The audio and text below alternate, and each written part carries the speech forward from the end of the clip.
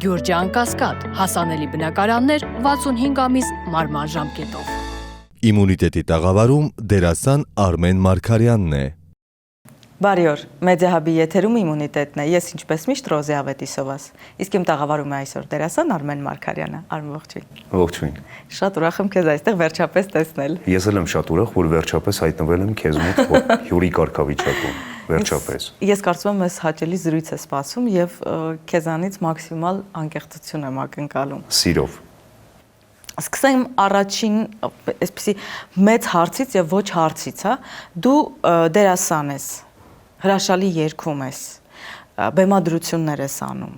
խաղացել ես 2 թատրոնում, նաեւ գեղարվեստական ֆիլմերում ես նկարահանվում, բայց կա մի մեծ բայց, թատերական հասարակությունից այն կողմ կարծես թե քեզ շատերը չեն ճանաչում։ Ինչու՞։ Նախ թատերական հասարակությունից այն կողմ, որ կյանք չկա։ Որ հատվածը նկատի ունես, այսինքն։ Ես նկատի ունեմ, որ հանդիսատեսը, որը գալիս է թատրոն եւ թատերական գործիչները, իրենք են, հա, շատերը մեծ մասը գիտի Արմենին Մարգարյան, բայց հանդիսատես որպես հեռուստատեսության դեմք քեզ չեն ճանաչում։ Դե որպես արտիստ, հա, այդպես առանձին չեն ճանաչում։ Կարող եմ ենթադրել, որ դա գալիս է նրանից, որ օրինակ սերիալներում շատ չեմ լինում, չեմ նկարահանվում սերիալներում հայկական։ Քո կամքով։ Գուցե դրանից է, իմ կամքով կամ հա հիմնականում լինում են հենց որ իմ կամքով։ Հիմնականում։ Իսկ ինչ առաջարկներ են եղել, որ հրաժարվել ես։ Այդ երկարատև սերիալների առաջարկներ։ Ես նկարահանվել եմ սկզբում, երբ որ նոր էի ինստիտուտում սովորում, այդ ընթացքում նկարահանվում էի։ Ինստիտուտից հետո էլ եմ նկարահանվել, հետո ինչ որ շրջադարձային մի բան կատարվեց իմ կյանքում, հիմա որ ստիպես անգամ չեմ կարող հիշել դա ինչ էր։ Դու հիասթափվեցիր։ Եվ սկսեցի չնկարահանվել։ Ինչ որ պատճառ կա, ամեն դեպքում նկարահանումը եւ ֆինանս է ստաբիլ եւ նաեւ հայտնիություն է։ Ինչ քեզ դրթեց, որ ցանկություն չունենաս։ Երևի չեմ ուզում հիմա շատ կոպիտ հնչի ասածս, բայց չեմ հավանում այն ամենը, ինչ կատարվում է հիմա հայկական հեռուստատեսությունում։ Եվ խորապես համոզված եմ, որ այդ ամեն ինչը նպաստում է ազգի տգիտացմանը։ Թող ինձ ներեն բոլորը, իմ ընկերներն են, մեր ընկերներն են, մեր գոլեգաներն են, բայց ես ուզում եմ պայքարել դրա դեմ, ոչ թե լինեմ այդ ամենի մի մասնիկը։ Իսկ փոփոխություն չկա, դաշտը չի փոխվել, հետևում ես, չէ՞։ Ոչ։ Ամեն Ցավոք սրտի ոչ։ Կան հիմա կարճատև սերիալներ 10-12 կամ 24 մասանոց, որոնց որակը մի փոքր այլ է եւ ես հասկանում եմ, որ քո խոսքը ավելի շատ երկարատև սերիալների մասին է, բայց դաշտում արդեն ոնց որ թե փորձում են, հա։ Ես հեռուստատեսության մասին եմ խոսում։ Հենց հեռուստատեսություն։ Կարճատև այդ սերիալները իրանք հեռուստատեսային պրոյեկտներ չեն։ Ժամանակին նաև հեռուստատեսային էին, հիմա արդեն դուրս են գալիս հեռուստատեսության հարթակից, այսպես ասած։ Նու հեռուստատեսությունը, հայկական հեռուստատեսությունը, ցավով եմ դա նշում, բայց ցածր մակարդակի վրա է այսօր, իմ կարծիքով։ Գուցե իմ պահանջներն են մի քիչ ավելին։ Կամ գուցե ես չեմ դեռ այդքան հասունացել, որ հասկանամ այդ բարձրարժեք արվեստը, բայց իմը չի դա։ Ամեն դեպքում թատրոնում Ես կպայքարեմ դրա դեմ, սիրով կպայքարեմ դրա դեմ, որովհետև ամեն ինչում հետապնդել ժամանց ընդամենը, մոռանալով մի շատ կարևոր էլեմենտի մասին, որ հեռուստատեսությունը ուզենք թե չուզենք, ինքը պրոպագանդայի աղբյուր է որոշակի։ Եվ հեռուստատեսությունը իր վրա մեծ պարտականություն է կրում, լինելով հենց հեռուստատեսություն, լինելով մեր կյանքի մի մասնիկը, ինքը պետք է որակ տա, անդադար որակ տա, ոչ թե ընտրի վատի ու վատարագույնի միջև, ոնց որ արվում է հիմա ցավոք սրտի իմ կարծիքով, գուցե ես եմ սխալվում, դրա համար, դա է պատճառը։ Դու շատ ֆիլմերում կաս նաև։ Եթե հեռուստատեսությունում ինչ-ինչ նախագծերից է, որակային առումով հրաժարվում ես, ամեն դեպքում գեղարվեստական ֆիլմեր ունես, բայց էլի մեր հասարակությունը գեղարվեստական ֆիլմերից դերասաններին չի ճանաչում։ Ես կարող եմ սա նաև իմ օրինակով ասել, որ արդեն քանի տարի է կարելի ասել, որ ինքս երկարատև հեռուստասերիալներում չեմ լինում եւ երբեմն տեսնում են ինձ ասում են, բայց դուք էլ ինչու չեք խաղում, ես հասկանում եմ, որ մեծ էկրանները ամեն դեպքում դեռ այդ խոսքը չեն ունենում հանդիսատեսի եւ այո, ցավոք սրտի մարդկանց թվում է, որ դերասանը այլևս չի խաղում, բայց այնինչ մենք շարունակում ենք թատրոնում եւ կինոյում մեր աշխատանքը։ Այո։ Եվ պետք է շարունակենք, հատկապես դու։ Որովհետև ինչու, որովհետև դու ժամանակին երկու թատրոնում էիր աշխատում։ Հիմա միայն Ստանիսլավսկու անվան ռուսական թատրոն է, բայց ժամանակին նաև Պարոնյանի անվան թատրոնում էիր։ Եվ այսպես է ստացվում, որ երկու լեզվով ես խաղում։ Ինձ հետաքրքիր է, ո՞րն է քո թատրոնը եւ ո՞րն է քո թատերական լեզուն, որով դու ամբողջությամբ քեզ որպես դերասան արտահայտում ես։ Նախ աշխատել եմ ի սկզբանե կամերային երաժշտական թատրոնում, որը ավելի հետ ենք գնում։ Ցավոք սրտի վատ ճակատագիր ունեցավ։ Հետո այդպես դարձավ, որ հայտնվեցի Պարոնյան թատրոնում, բայց զուգահեռ համագործակցում էի էլի տարբեր թատրոնների հետ, անտրեպրիզային ներկայացումներով։ Հիմա հիմնական աշխատանքս դա ռուսական դրամատիկական թատրոնն է։ Ինձ համար այդ հարցը, թե որն է ինձ ավելի հոգեհարազատ, որն է ինձնից բխում, հաճախ են ինձ տալիս մեր գոլեգաները, ես այսպես եմ պատասխանում։ Ամեն դեպքում, որ լեզվով էլ ես խաղամ, ես մտածում եմ հայերեն։ Ինձ հոգեհարազատը հայերենը։ Հիմա անգամ ես ռուսերեն որ խաղում եմ, միևնույնն է, ներքուստ այդ պահին նույնիսկ ես մտածում եմ հայերեն։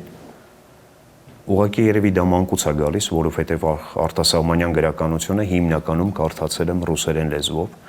Հայրս եւ մայրս ռուսական կրթություն ունեն եւ ռուսերեն լեզուն մեր ընտանիքում միշտ եղել է։ Շփվել են իրար հետ, լսել ենք, հետո հեռուստատեսություններ իր դերը խաղացել են։ Ֆիլմերը այդ ժամանակ միայն ռուսերեն են։ Այո։ Եվ ասում եմ, արտասահմանյան գրականությունը հիմնականում կարդացել եմ ռուսերեն լեզվով։ Գուցե դա է նպաստել։ Բայց միևնույնն է, մտածում եմ հայերեն։ Իսկ ռուսերենով եւ հայերենով էմոցիաները արտահայտելիս այլ են։ Տարբերություն չկա։ Չի փոխում էմոցիաների ստրուկտուրան, երբ լեզուն փոխվում է։ Բացարձակ։ Նույնն է, ամենտեղ նույնն է, որովհետև կենտրոնում է մարդը։ Կենտրոնում է մարդը, իսկ մարդու զգացմունքները, զգայարանները նույնն են։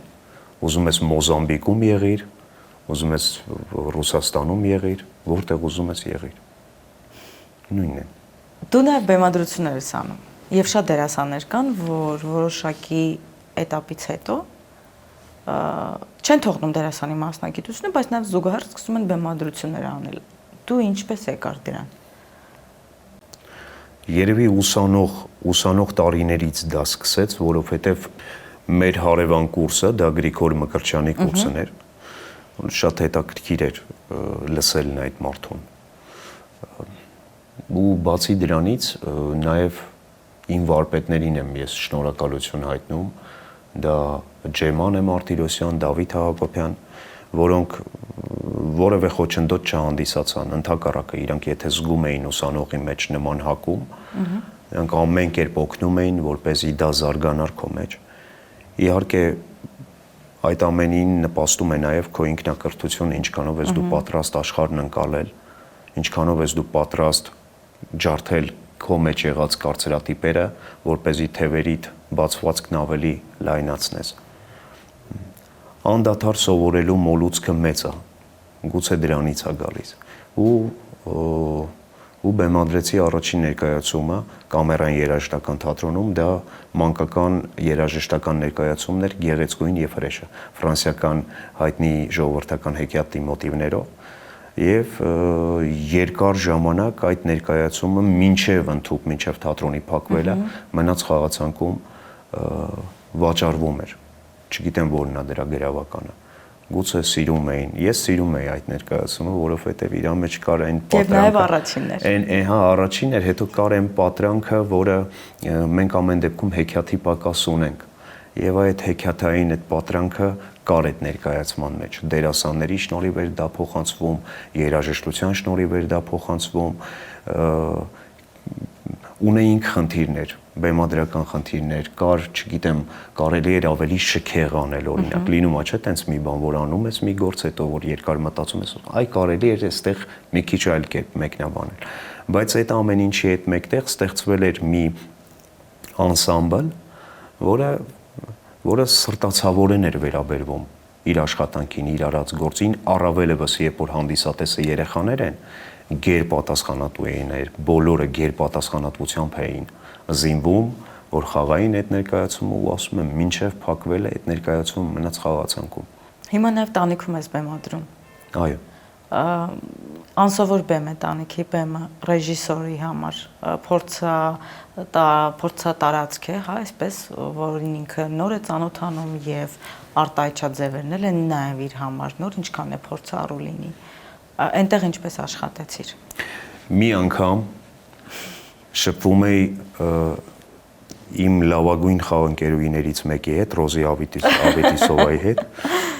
Հա, շնորհակալություն։ Մենք զրուցում ենք եւ դու շատ հետաքրքիր մի բան ասացիր ինձ, ասում ես նայիր, օրինակ տանիքը ունի իրեն հատուկ միջավայր է, հա, դա, որը որոշակի թելադրողի դերում է լինում, այսինքն դու եթե պետք է գաս ներկայացման, Ես հիշում եմ իմ խոսքերը, այո։ Եթե գալիս ես ներկայացման եւ տեսնում ես ոչ մի բան չի օգտագործվել այդ հատվածից, ուրեմն դառնում է մի քիչ ինքնանպատակ, էլ ինչու տանիք հենակագնային սովորական թատրոնում, հա, դասական բեմադրական ձևով գնային այդ ներկայացումը։ Եւ այդ խոսքերը ինձ համար ոնց որ ուղեցույց լինեին, էլի քեզ այդ շփումը ինձ այդ բանը տվեց եւ ես փորձեցի հաճելի է լսել։ Չէ, անկեղծ եմ ասում, չէ որ պայմանավորվել էինք անկեղծը լինել այսօր։ Բայց դրա մեջ կա ամեն դեպքում ճշմարտության մեծագույն ճշմարտություն, ես քեզ հետ համաձայն եմ, այո, դա բացարձակ ճշմարտություն էր քո ասածն այդ պահին։ Եվ այո, ես երբ որ սկսեցի աշխատել քեզ համար ներկայացման շուրջ, ես սկսեցի հատուկ բեմադրել ըստ այդ տարածքի, որը նպաստեց ներկայացմանը, կարծում եմ։ Ներկայացման, այսինքն հաջողությանը նպաստեց։ Այո, եթե դու արել ես ըստ տարածքի եւ խաղի կանոնների, այո, ինքը հաջողում է։ Շատ կարևոր բան է դու ասել։ Շատ կարևոր էլեմենտ է։ Երբ որ դու գնում ես ինչ-որ մի տարածք, դու պետք է տեսնես ինչ ռեսուրսներ ունես։ Եվ ինչպես կարող ես այդ ռեսուրսներն օգտագործել ի նպաստ։ Իսկ ինչպես ես դու դերասաններիդ ընտրում եւ լինելով ինքդ դերասան։ Ինչպես եմ ընտրում։ Շատ չունեմ հստակ ինչ-որ մի չափորոշիչներ, որ ասեմ այս չափորոշիչներին պետք է համապատասխանեն, որպեսզի ընտրեմ այս կամ այն դերի համար։ Դա միշտ բխում է դերից, այսինքն հեղինակը ինչ է տվել, գրելուց, պիեսից ավելի շուտ։ Եվ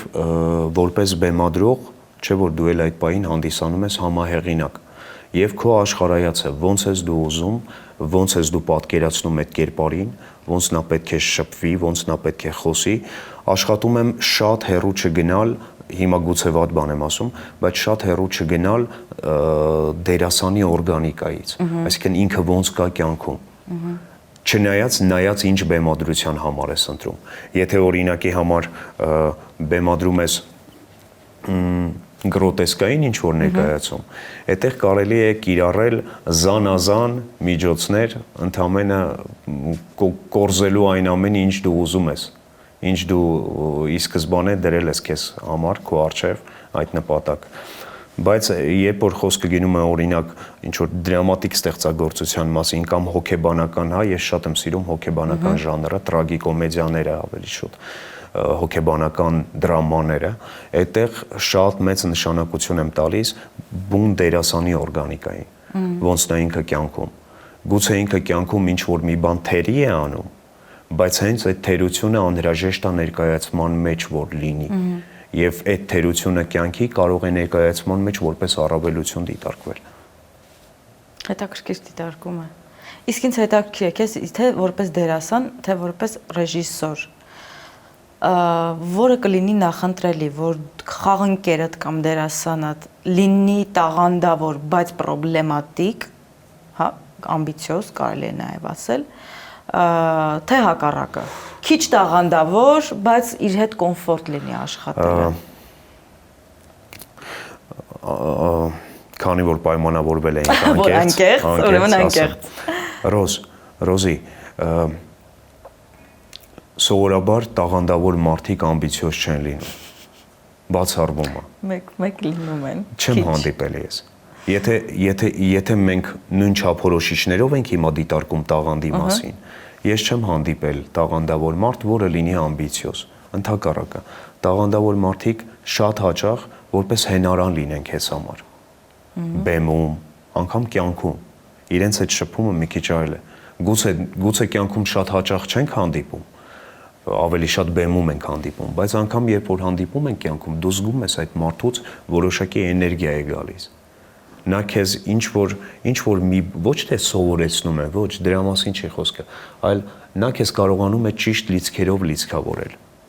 Լինում է, չէ՞ մի բան, որ ոնց են օրինակ արվեստագետները ոգևորվում, ենթադրենք ինչ որ գրքից, ինչ որ ֆիլմից, տաղանդավոր մարդն էլ է այդպեսին։ Երբ որ դու շփվում ես տաղանդավոր մարդու հետ, դու լիցքավորվում ես։ Ես ունեմ տենց խաղընկերուհիներ։ Ես չեմ կասկածում։ Չէ, անկեղծ ես այնպես չի, որ հիմա տեսախցիկների առջև ենք, դրա համար եմ ասում։ Դու իմ լավագույն խաղընկերուհիներից մեկն ես, ում հետ խաղալը մեծագույն հաճույք է ինձ համար, որովհետև ցանկացած բան ես վստահ եմ, որ ես ապահով ձեռքերում եմ այդ պահին։ Դու հենարան ոնց որ լինես։ Ինձ համար այդպես է։ Շնորհակալություն, ես նույնը հանգիստ կարող եմ քո մասին ասել։ Շնորհակալ։ Մենք պայմանավորվել ենք լինել անկեղծ, հուսով եմ մյուս հարցերից շուրջ էլ կլինենք անկեղծ։ Կա հարց, որը որ չեմ կարող շրջանցել քո դեպքում եւ երբեմն շատ վերջերս հատկապես շատ հաճախ եմ առնչվում այդ հարցին հյուրերիս հետ, ցավոք սրտի շատ հաճախ եմ առնչվում։ Խոսքը ընտանիքի մասին է եւ խոսքը ամուսնալուծությունների մասին է, որը շատ հաճախ է հիմա։ Ուզում եմ հասկանալ ինչու դու, նաև ինչու դու, որովհետև ես քեզ տեսել եմ սիրահարված, հետո ամուսնացած, երջանիկ, հետո բալիկը ծնվեց, շատ երջանիկ, եւ հետո իմացա, որ դու ամուսնալուծվել ես, եւ դա ինձ համար շատ անսպասելի էր քեզ ճանաչելով։ Դե ասում էի, չէ, չեմ հավատում։ Շատերը կարող են լինել, բայց ոչ Արմենը։ Ինչն է, որ սիրո հիմքում կառուցված ընտանիքը ամեն դեպքում կարող է քայքայել։ Եվ ինչու է դա այսօր այսքան հեշտ, ինչու այսօր հեշտ քայքայվում, այսպես ասենք։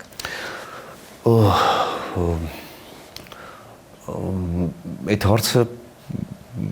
միշտ փորձել եմ ամեն կերպ շրջանցել։ Այսօր չի ստացվի։ Գիտես, ոչ թե ավելի շուտ շրջանցել, այլ ես երբեք չեմ թույլ տվել, որ իմ անձնական դաշտ մուտք գործեն, էլի, դա մի քիչ ոնց որ իմն է։ Եթե դերասանը կամ ռեժիսորը կամ ընդհանրապես արտիստը ինքը եթե հանրային մարդ է, դա չի նշանակում, որ իր կյանքը պետք է նաև դա էլ լինի հանրային Այո, վերջի վերջո դա արտիստի իրավունքն է։ Դա իր կյանքն է, դա իրենն է։ Եվ երբեք այդ հարցին չեմ անդրադարձել։ Կարող եմ ընդհանրապես ենթադրել, որ շատ հարցեր կարող են լինել զույգերի միջև, շատ ամենատարական հարցերից սկսած, չէ՞ որ ամեն մի մեծ խնդրեմ ծնունդ է տալիս փոքրիկ, այսպես կուտակված խնդիրներից, եւ գուցե հենց դա է պատճառը, որ հիմա այո, ցավոք սրտի շատացել են ամուսնալուծությունները։ Այդ խնդիրները քո ասած կենցաղային խնդիրներ են, որոնք սենց փոքր մանր քայքայում։ Գուցե կենցաղային, գուցե ինչ որ հոգեվոր։ Ես հիմա չեմ կարող կոնկրետ ասել։ Իսկ կենցաղային խնդիրներից հոգեվորի անկում լինում է։ Կենցաղայինից հոգեվոր անկում։ Գիտես, իմ կարծիքով մարդ պետք է որոշակիորեն պատասխանատվություն կրի։ Այսինքն, եթե նա հանդգնել է գնալ այդ քայլին, ամուսնանալ, նա որոշակիորեն պատասխանատվության զգացում պետք է ունենա։ Որովհետև արդյունքում ինչ ուզում է լինել, միևնույն է, կան մնայուն արժեքներ, որոնցից դու երբեք չես կարող խուսափել եւ պետք չի էլ խուսափել։ Մնայուն արժեքներից մեկը օրինակ քո սերունդն է։ Դա արժեք է վերջին հաշվով եւ դու չես կարող դրանից խուսափել։ Եվ պետք է իմաստուն լինել։ որոշակիորեն, այսինքն ըմբռնումով մոտենալ մեկը մյուսին, պայքարի մեջ չմտնել, կարծում եմ դա է։ Այսօր շատ ընտանիքներում հիմնականում ամուսնալուծության պատճառը տղամարդկանց անպատասխանատվությունն է լինում մեծ մասամբ։ Բայց քեզ ճանաչելով գիտեմ, որ շատ պատասխանատու տեսակ ես։ Աշխատանքի մեջ էլ, ընկերության մեջ էլ, մարդկային շփման մեջ էլ։ Բայց արդյոք քո կողմից եղել են ինչ-որ անպատասխանատու քայլեր, թե ամեն դեպքում դու մինչև վերջ եղել ես պատասխանատու։ Չէ, նայիր, ես որևէ կերպ չեմ ասում, թե իմ հարցում ես մեղք չունեմ։ Ես ավելին ասեմ, մեծագույն մեղավորը հենց գուցե նաև ես եմ։ Ես չեմ բաշխում դա, չեմ ենթադրենք ասում, որ ոչ, ես սենց, չէ, չի կարելի այդպես ասել, ամեն մեկն էլ ունենք մեր մեղքի բաժինը, ինձ թվում է, բայց ժամանակը ունի հրաշալի հատկություն, նա բուժում է վերքերը։ Եվ ամեն ինչ գցում իր տեղը։ Հա։ Եվ էմոցիոնալ, եւ մնացած հարցերը։ Այո, պետք է սթափ նայել ամեն ինչին։ Բայց ամեն դեպքում ես կարող եմ մի բան հստակ ասել, որի տարբերություն կանանց տղամարդիկ շատ ավելի դանդաղ են վերականգնվում եւ տրավմաները շատ ավելի ուշ են անցնում եւ սրանից ելնելով ուզում եմ քեզ հարց տալ, երբ մտածում ես մեկ այլ հարաբերությունների մասին, մեկ այլ կնոջ հետ եւ ավելի լուրջ հարաբերությունների մասին, ինչ որ վախ կա քո մոտ։ Չէ։ Վախ չկա։ Դա ինչ որ երկրորդ անգամ սխալվելու կամ ինչ որ։ Չէ, ես չեմ սխալվել։ Ես առաջին անգամ սխալ չեմ գործել, որ տիպա ամուսնացել եմ։ Այդպես չես նայում ամուսնանալուն եւ ամուսնալուծությանը։ Ես ասեմ ավելին, եթե հնարավորություն լիներ եւ դու հիմա ժամանակը հետ տայիր։ Դու կանեիր նույնը։ Իհարկե։ Միանշանակ։ Ես ունեմ հրաշք բալիկ։ Եվ ամեն ինչ ասված է դրանում։ Եվ ամեն դեպքում մտածում ես, որ այո, եւ հնարավոր է երկրորդ անգամ ամուսնանալ եւ շարունակել։ Այո։ Սիրել, սիրահարվել, սերունդ ունենալ, իհարկե կարելի է։ Իսկ ինչպիսին են քո աղջկա հարաբերությունները։ Ինչը։ Քո եւ դստերդ հարաբերությունները ինչպիսին են։ Հարաբերություն։ Ես աշխատում եմ ընկերական լինել։ Այդ շատ պապաներ են ասում եւ դա ինձ դուր է գալիս։ Հա, դա ինձ թվում է դա լավ։ Շատ դեպքերում օրինակ նույնիսկ այն աստիճան ընկերական, որ նույնիսկ նա երբեմն առանց գիտակցելու, որ այդ պահին օրինակ օտար մարդիկ էլ կան մեզ հետ, գուցե ինչ որ արտահայտություն ան։ Պապա, չգիտեմ, կամ ինչ որ պապա ինչ որ քիթս բռնի, սենց ինչ որ բան անի։ Ես այդ պահին օրինակի համար ժպտում եմ տենց բան, ասում եմ չի կարելի օտար մարդկանց մոտ այդքան տենց չի կարելի, բայց այդ ամեն ինչը տենց ավելի շատ խաղի վերածելով եմ ասում, որ հանկարծ նա չզգա, թե ես իրոք բարկանում եմ։ Վերջին հաշվով ես իրոք չեմ բարկանում, նա երեխա է եւ կանցնի որոշակի ժամանակ նա կհասկանա, որ ենթադրենք երրորդ անձի ներկայությամբ չի կարելի պապայի քիթը բռնել եւ այսպես անել։ Չէ, ես աշխատում եմ ընկերական լինել իր հետ։ Շատ ընկերական, որովհետև ինձ համար իմ օրինակը իմ հայրը։ Իմ հայրը, որը իմ եւ եղբորս հետ ընկեր է։ Նա միշտ մեզ հետ ընկեր է։ Մենք ցանկացած հարցով կարող ենք իրեն խորհուրդ հարցնել եւ նա երբեք չի առաջնորդվում նրանով, որ իր որդիներն են եւ դրա համար նրանք ճիշտ են, ոչ։ Շատ հարցերում օրինակ գուցե մենք էլ ենք սխալվում եւ հայրս մեզ ասում է դա, որ դա սխալ է, դա չի կարելի։ Եվ ես իմ աղջկա հետ նույն ձև եմ վարվում հիմա։ Ընկերական, պետք է միշտ ընկերական լինել։ Իսկ փորձել ես ամեն դեպքում եւ դու եւ նախկին կինդ ինչ որ բան ձեռնարկել, որ նրան մաքսիմալ հետ պահել տրավմաներից, որ ունեն մեն երեխաները, որոնց ծնողները ամուսնալուծված են։ Նայիր, ինչքան էլ փորձես, միևնույն է, երեխայի հոգեբանության մեջ կա մի կարևոր մի բան, հայրը եւ մայրը առանձին են ապրում։ Դա արդեն ոչ լիարժեք է երեխայի համար եւ գուցե տեղիք տա որոշակի հարցերի։ Այստեղ պետքա փոքր ինչ իմաստուն լինել եւ չառաջնորդվել սեփական շահերով, բայց երեխային ամեն կերպ բացատրել եւ գործողություններով ցույց տալ, որ դրանից ոչինչ չի փոխվում։ Անկամ եթե հայրը մայրը առանձին են ապրում, դրանից ոչ մի բան չի փոխվում։ եւ հայրը եւ մայրը երեխային սիրում են անսահման սիրով, ու վերջ, որպեսզի հնարավորինս հետ պահել, որովհետեւ ինքնին արդեն երևույթը շատ վատ է, նա չի կարող չանդրադառնալ երեխայի վրա։ Ամենասովորական հարցը, ինչու եք առանձին ապրում։ Ու վերջ, այդտեղ դու չպետք է էմոցիաներով առաջնորդվես, բացարձակ իրավունք չունես։ Պետք է ավելի իմաստուն, ավելի հեռատեսորեն վերաբերվես, որովհետև որևէ կերպ դու չպետք է վնասես երեխային, որևէ կերպ, իրավունք չունես դու։ Իսկ եթե քո կողքին հայտնվի որևէ մեկին, չես կարծում աղջիկդ կխանդի։ Այդ խանդիկները ունենում են աղջիկները, ինչու եմ ասում, որովհետև երբ ես եւ քույրս փոքր էինք, մենք պապային խանդում էինք, կար այդ խանդիկը, չէ, որ ասում են հայրը առաջին տղամարդն է, ում կինը սիրում է, եւ մայրը առաջին կինն է, ում որդին է սիրում, հա, ու այդ շատ սիրուն խանդիկ կա։ Երբ որ աղջիկս 4 տարեկան էր, մենք հաճախ զբոսնում ենք, նա շատ է սիրում, ու հիմա արդեն մի քիչ մեծացել է, շատ էր սիրում, երբ որ ուսերից նստացնում ու տենց քաղաքով մենք քայլում ենք փողոցներով ու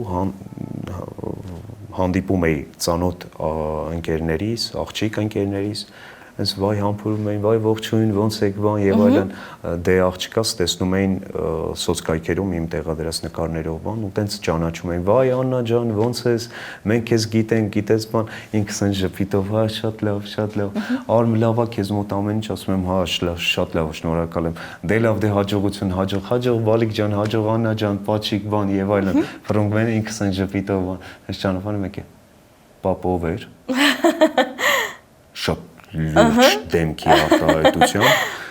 կտրուկ այտենց 4 տարեկանից ոնց որ դառնում էր մոտավորապես մի 34 տարեկան, պապով էր, ասում իմ ընկերն ոնց է քո ընկեր, բայց ես ինչու իրան չեմ ճանաչում, ասում դե ինքը քեզ տեսել է նկարներով, բան եւ այլն, գիտի որ իմ աղջիկն ես, չէ, այտենց չի կարող լինել, ոնց է քո ընկերը ու ես իրան չեմ ճանաչում, դա գալիս էր այդ խանդը, հետո ես նկատեցի այդ խանդը, օրինակ եղբորս աղջկան երբ որ գրկում էի, հանկարծ Պապա, հետո մի քիչ մեծացավ, դա անցավ, կարծում եմ դա էլ կանցնի, էլի։ Հիմա այս օրինակ չեմ նկատում նման խանդ ինչ-որ,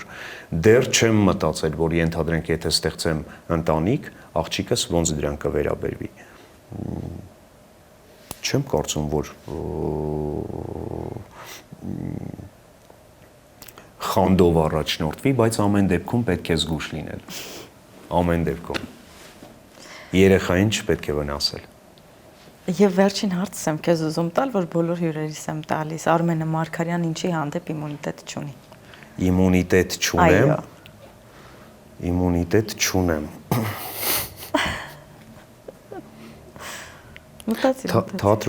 Թատրոնի հանդեպ immunitet չունեմ ես։ Հետաքրքիր պատասխան։ Ամեն տեսակ թատրոնի, իդեպ։ Նոր հույզեր են անդադար, թվում է թե 20 տարի եւ ավել այս մասնագիտության մեջ ես ամեն օր, փորձեր, նոր փորձեր, ընթացիկ ներկայացումների փորձեր, անդադար կապը հանդիսատեսի հետ, բայց ամեն անգամ մի նոր զգացողություն կա, որը չես կարողանում, ես չեմ կարողանում բառերով դա նկարագրել ինչ է դա, ինչ երևույթ է դա։ Ու դրա համար չեմ կարողանում ձեռք բերել իմունիտետ, այսինքն մեխանիկա չեմ կարողանում դա դարձնել։ Հրաշալի զգացողություն է։ Երանի երբեք չավարտվի։ Հրաշալի պատասխան։ Շնորհակալ եմ։ Քեզ շնորհակալ եմ, որ այստեղ էր եւ իմ հյուրներ եւ շատ անկեղծ էիր ինձ հետ։ Շնորհակալ եմ հրավերի համար։ Ես եմ շնորհակալ։ Իսկ մենք կհանդիպենք։